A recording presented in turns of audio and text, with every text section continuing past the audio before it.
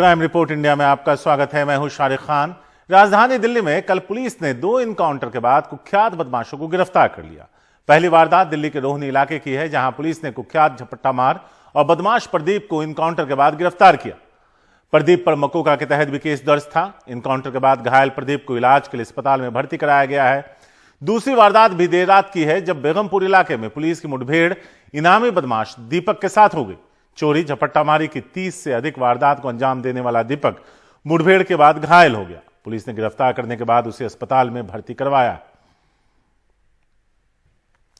तो आपको यहां बता दें कि 2 बड़ी कामयाबी मिली है और 2 मुठभेड़ दिल्ली पुलिस के बदमाशों के साथ हुए हैं और 2 इनकाउंटर के बाद दोनों बदमाश जो झपट्टा मारी, चोरी और स्नैचिंग के आरोपी थे, उन्हें पुलिस गिरफ्तार करने में कामयाब रही है। गोलियां लगी हैं इनकाउंटर के बाद, जिसके बाद उसे अस्पताल में भर्ती कराया गया है। लेकिन पुलिस बता रही है कि ये वो बदमाश थे जिसकी तलाश काफी लंबे वक्त से थी। मुकेश है हमारे साथ। मुकेश, कितनी बड़ी कामयाबी? देखिए, बिल्कुल दिल्ली पुलिस की बहुत बड़ी कामयाबी है। बेसिकली जानकारी मिली थी कि बेगमपुर एरिया में एक प्रदीप एलियास गौरी नाम का बदमाश है, जो काफी बड़ा झपटमार है और कई वारदातों को अंजाम दे चुका है और काफी लंबे समय से फरार चल रहा था। जैसे ही वो बाइक से आया, पुलिस ने उसको रोकने की कोशिश की और पुलिस पर उसने फायरिंग की। इसके बाद पुलिस ने भी फायरिंग की और उसे बाद में फिर गिरफ्तार कर लिया गया है। उसके पैर में एक गोली लगी है। इसके बाद दूसरा एनकाउंटर 1 घंटे बाद हुआ, जहां रोहिणी इलाके में एक दीपक नाम का बदमाश था। वो भी बाइक से आ रहा था और इस पर भी बहुत सारे केस दर्ज हैं। 30 केस दर्ज हैं इस पर रॉबरी के, और कोर्ट से इसके खिलाफ गैर जमानती वारंट निकला हुआ है। तो स्पेशल सेल ने इसको रोकने की कोशिश की और आरोप यह है कि उसने जो पुलिसकर्मी थे उन पर फायरिंग कर दी, जिसके बाद पुलिसकर्मियों ने फायरिंग की और ये भी इंजर्ड हुआ है, इसको गोली लगी है। तो कुल मिलाकर दोनों बदमाश पकड़े गए हैं अलग अलग इलाकों से और बीती रात 2 मुठभेड़ें हुई दिल्ली में, जिसमें 2 बदमाश पकड़े गए हैं। तो निश्चित तौर पर दोनों ही जो ये बदमाश हैं काफी बड़े रॉबर थे, स्नैचर थे और दोनों को ही ये मुठभेड़ के बाद गिरफ्तार कर लिया गया है। जी, शुक्रिया मुकेश इस पूरी जानकारी के लिए। तो दिल्ली पुलिस इसे एक बड़ी कामयाबी मान रही है। दोनों कुख्यात स्नैचर अब पुलिस की गिरफ्त में है।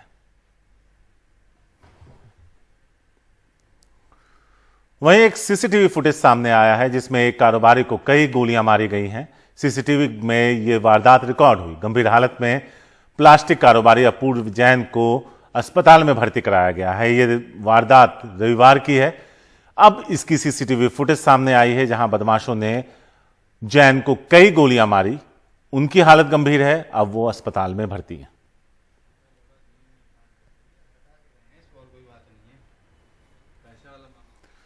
नोएडा पुलिस और यूपी एसटीएफ के साझा अभियान में 2.5 लाख का इनामी बदमाश जयपाल उर्फ अजय कालिया ढेर हो गया। अजय कालिया ने कई राज्यों में हाईवे पर संगीन वारदातों को अंजाम दिया। उसके खिलाफ हत्या, लूट, गैंगरेप और डकैती जैसे मुकदमे दर्ज हैं। सेक्टर 20 थाना क्षेत्र में बदमाशों को ट्रैक किया गया था। बदमाशों की ओर से फायरिंग होने पर पुलिस और एसटीएफ ने जवाबी कार्रवाई की, जिसमें अजय कालिया बुरी तरह से घायल हुआ। उसे अस्पताल ले जाया गया, जहां डॉक्टरों ने उसे मृत घोषित कर दिया।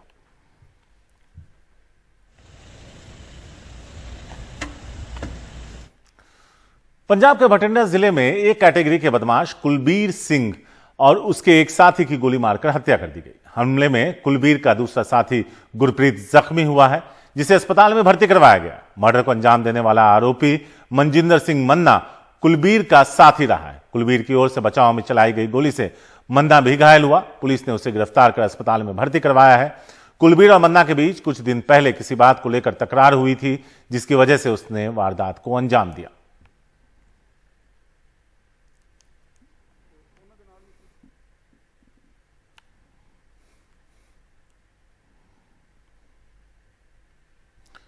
बीजेपी से एनसीपी में शामिल हुए पूर्व मंत्री एकनाथ खड़से आज ईडी के सामने पेश हुए।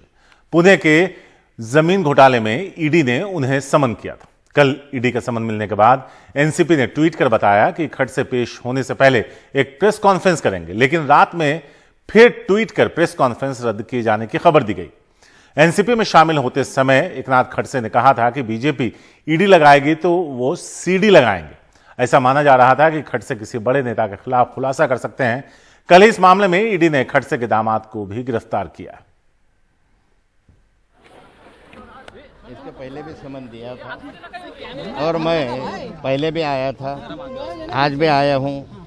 मैं जो भी पूछेगा उसके लिए हम सहकार्य कर रहे हैं, आज भी करूँगा। जो कुछ है, जो चल रहा है, वो सारा महाराष्ट्र, सारा देश देख रहा है।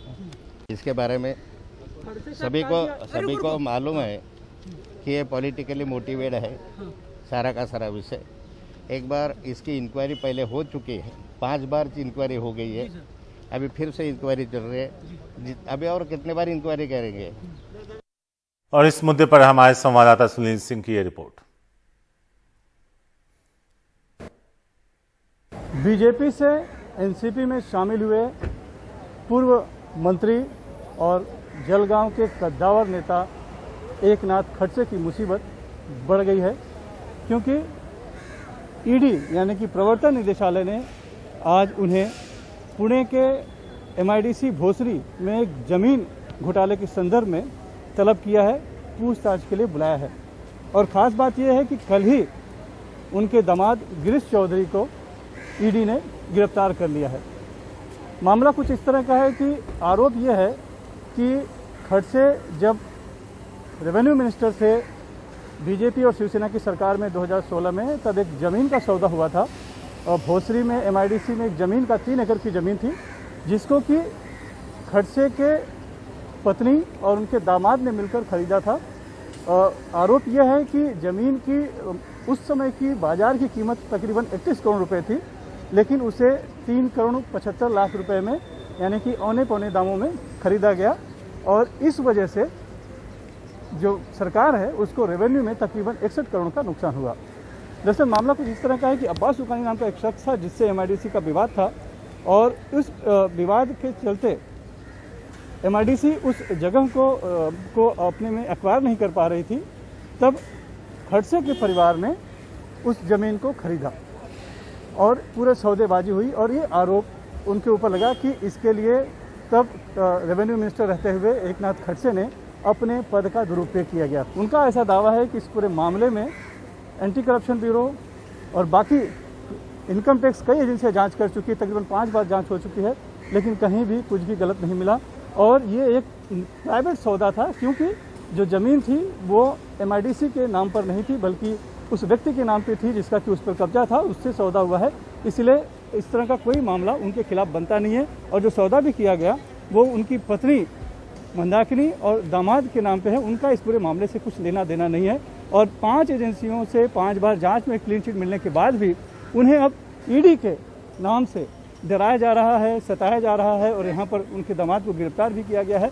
यानी इस पूरे मामले में राजनीति हो रही है, और सिर्फ इसलिए इस राजनीति हो रही है क्योंकि उन्होंने बीजेपी छोड़ एनसीपी का दामन थामा, और जब एनसीपी का दामन थाम लिया उसके बाद से ही लगातार ईडी इस तरह की कार्रवाई कर रही है और उनको और उनके परिवार को सता रही है। मुंबई से cameraman Praveen Rohit Sunil Singh, NDTV India के लिए। मुंबई साइबर पुलिस ने बिहार से कोविड-19 के नाम पर ठगी करने वाले एक गिरोह का पर्दाफाश किया। गिरोह ने ठगी करने के लिए बिहार शरीफ में बाकायदा कॉल सेंटर बना रखा था। सोशल मीडिया पर ये लोग ऑक्सीजन, एम्बुलेंस, रेमडेसिविर इंजेक्शन और अस्पताल में बेड दिलाने के विज्ञापन देकर जरूरतमंदों से ऑनलाइन पैसे भरवाकर गायब हो जाते थे। पुलिस बिहार से 6 लोगों को पकड़ कर लाई है, जिनमें एक नाबालिग भी है। ये हैं आपदा में अवसर तलाशने वाले बिहार के महाठग। सोशल मीडिया पर आकर्षक विज्ञापन के जरिए कोरोना महामारी पीड़ितों को oxygen cylinder, ambulance, remdesivir injection, यहां तक कि अस्पतालों में बेड दिलाने के नाम पर 200 से ज्यादा लोगों से 60 लाख रुपए के करीब ठग चुके हैं। सोशल मीडिया के डिफरेंट प्लेटफॉर्म्स पे, ट्विटर, फेसबुक, व्हाट्सएप और भी बाकी प्लेटफॉर्म्स पे, इंस्टा पे एक मैसेज सर्कुलेट करते हैं कि हमारे पास रेमडेसिविर इंजेक्शंस का साठा है करके, और आपको अगर चाहिए तो इस नंबर पे कांटेक्ट कीजिए। कांटेक्ट करने के बाद उसको बैंक अकाउंट डिटेल्स देके उससे ऑर्डर ली जाती है, लेकिन माल की डिलीवरी कभी होती नहीं है। पुलिस के मुताबिक मुंबई के एक व्यक्ति की शिकायत पर जब जांच की गई तो पता चला कि पूरे देश में इस तरह की ठगी चल रही है। मोबाइल नंबर, बैंक अकाउंट और टेक्निकल सबूतों के जरिए पुलिस बिहार शरीफ पहुंची और वहां ठगी के लिए बाकायदा कॉल सेंटर खोलकर बैठे 6 आरोपियों को धर दबोचा है। पुलिस की माने तो कोरोना की दूसरी लहर कमजोर होने के बाद ये शातिर ठग आने वाली तीसरी लहर में ठगी की योजना पर काम कर रहे थे।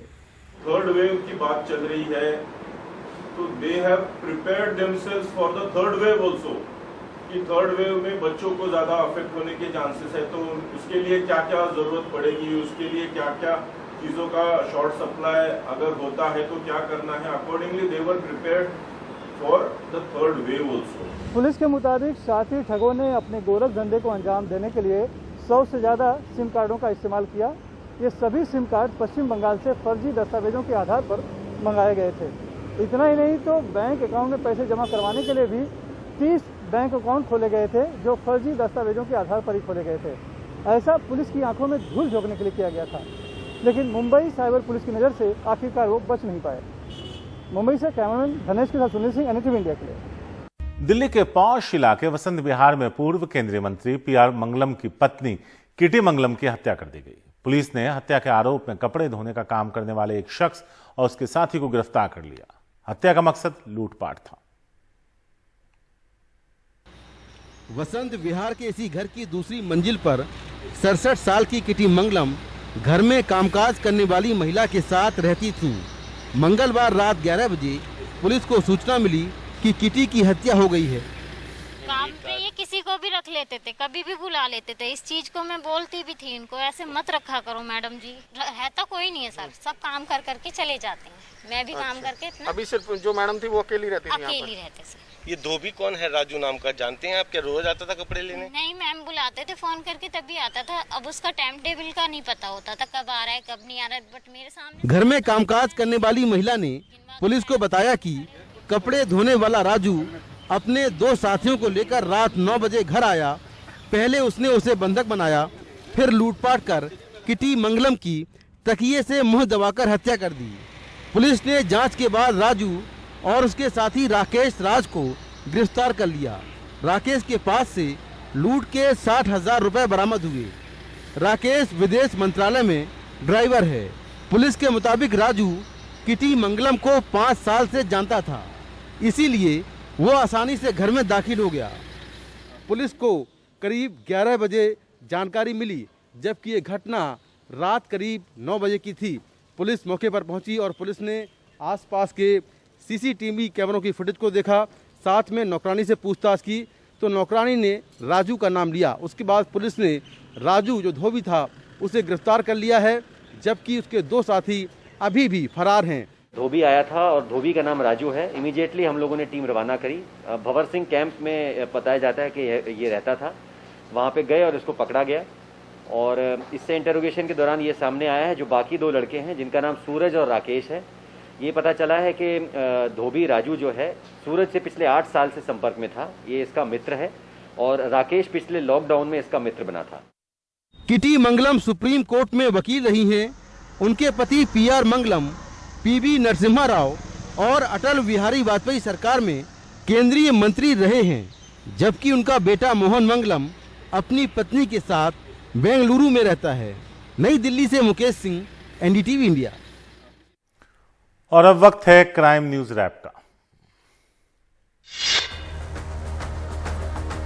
दिल्ली के उत्तम नगर इलाके में एक फ्लैट में दाखिल हुए बदमाशों ने 14 लाख की डकैती को अंजाम दिया। बदमाश बिजली कर्मचारी बनकर घर में दाखिल हुए। इसके बाद घर में मौजूद बच्चे समेत 4 लोगों को टेप से बांध दिया। लॉकर में रखे 8 लाख और 6 लाख रुपए की ज्वेलरी लेकर बदमाश फरार हो गए। पूरी वारदात CCTV कैमरे में कैद है। पुलिस मामले की जांच में जुटी। दिल्ली पुलिस ने पालम इलाके में डबल मर्डर की वारदात का पर्दाफाश करते हुए आरोपी को गिरफ्तार किया। पीड़ित एयरफोर्स कर्मी के साले के बेटे ने ही वारदात को अंजाम दिया था। पुलिस के मुताबिक आरोपी अभिषेक वर्मा ने अपनी बुआ से 50,000 रुपए उधार लिए थे, जो बार बार पैसे मांग कर दबाव बना रही थी। इसी बात पर उसने बुआ और उसके बेटे की हत्या कर दी। दिल्ली के इंदिरा गांधी अंतर्राष्ट्रीय हवाई अड्डे पर 4 अफगान नागरिकों के पास से $70,000 US बरामद हुआ। संदिग्ध गतिविधियों के आधार पर CISF ने चारों की तलाशी ली। इनके पासपोर्ट में देखा गया तो पता चला कि पिछले कुछ सालों में वो कई बार बाहर था। CISF के जवानों ने चारों आरोपियों को बरामद विदेशी करेंसी समेत कस्टम अधिकारियों को सौंप दिया।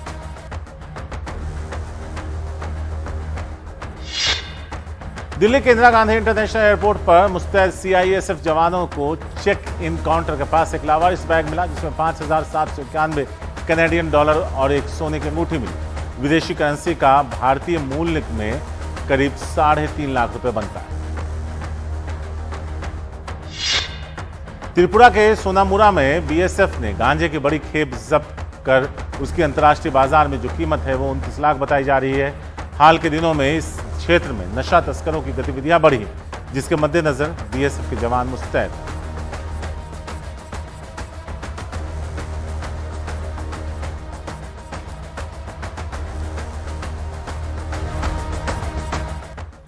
और अब खबर कोरोना से जुड़ी क्राइम की। उत्तराखंड का मशहूर हिल स्टेशन मसूरी सैलानियों से पटा पड़ा है। कोरोना प्रतिबंधों में ढील के कारण तमाम हिल स्टेशनों पर लोगों की भीड़ जमा हो रही है। इस दौरान कोविड प्रोटोकॉल की धज्जियां उड़ रही हैं। मसूरी का एक वीडियो वायरल हो रहा है जिसमें बड़ी संख्या में लोग एक साथ झरने के नीचे नहाते दिख रहे हैं। न मास्क, न कोई सोशल डिस्टेंसिंग। ऐसा लग रहा है जैसे इस भीड़ को कोरोना का जरा भी डर नहीं है।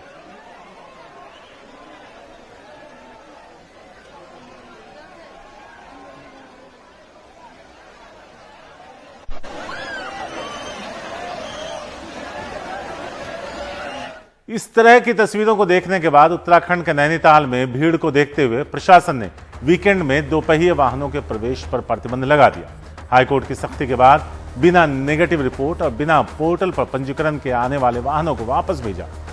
उत्तराखंड की सीमाओं पर पुलिस ने सख्ती की है।